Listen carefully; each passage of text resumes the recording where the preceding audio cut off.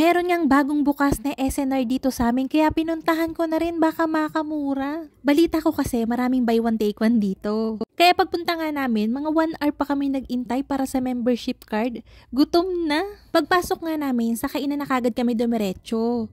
Mukhang masarap yung chicken pesto, no? Pero hindi. Okay yung order niya, hindi masarap. Sayang yung 245. Etong ano nito, limot ko yung pangalan. Basta parang ano siya, rolled na pizza. Masarap yan. Roasted chicken yung filling, tapos pepperoni.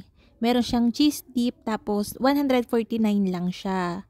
Okay na din para sa price niya. Masarap din tong Pillsbury na burger steak nila, 99 pesos. Sinubok sa kanin. Pinaka nagustuhan ko nga dito, yung clam chowder nila, tapos yung unlimited soda for 65 pesos. Diabetes is waving. Tapos ayan, meron din silang mga pastries dyan, and mga ice cream and gelato. Okay lang din naman, pero hindi na ako kumain. Tapos nga, pagpasok namin sa loob, pagkatapos namin kumain, tukso kagad yung nakita ko. Pero hindi ako kumuha syempre. Pigil-pigil muna, kapapasok lang eh. Tapos ayan, ang dami naman, okay lang din. Parang sa grocery din yung price. Tapos ayan, nakita ko yung gusto ko din yan. Kaya lang di ko kinuha. Kasama ko kasi yung asawa ko. Kung hindi ko kasama yung asawa ko, ang dami kong nabudol dito. Tapos ayan, parang gusto ko to kasi lagayan ng mga tools sa baking. Tapos yun, uli-uli muna kami. Ayan, yung mga table nila, ang ganda. Pero ang ganda din ng presyo, 16,000.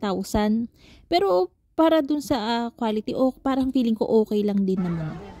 Hindi, 7 kilogram to, tapos ay 10. Di ba mura to? Yan.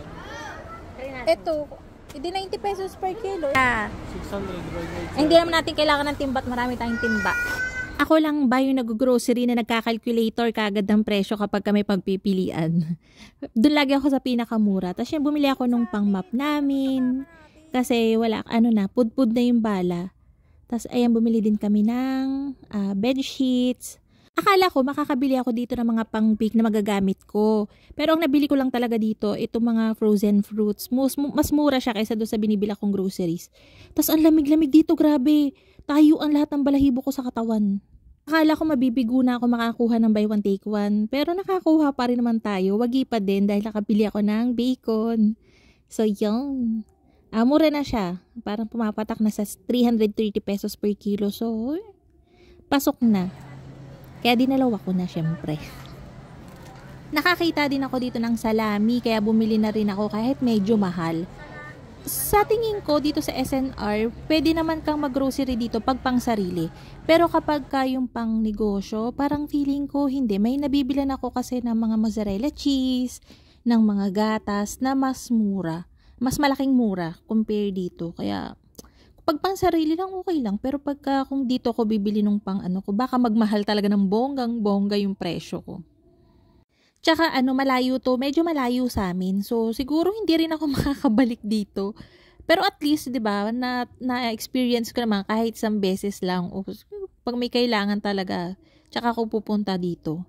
Tapos yung nakakita ko dito ng 2 liters na glass bowl, ang ganda.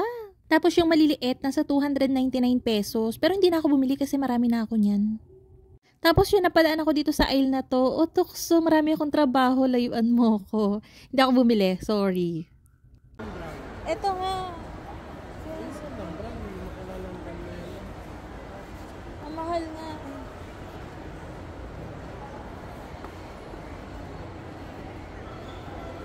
Wag na.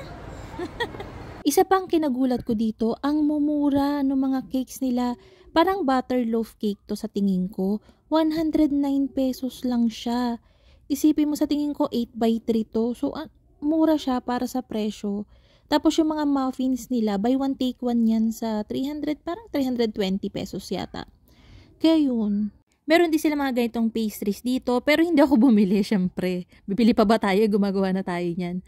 Pero yun lang, nagtataka lang ako, pero parang sobrang mura. Pero negosyo nila yan, hindi tayo pwede makailam dyan. Nakakatuwa lang. Tapos meron din sila ditong ready-made cakes. Tapos ayun, pagkatapos nung mauli namin, ma-experience lang, umuwi na din kami.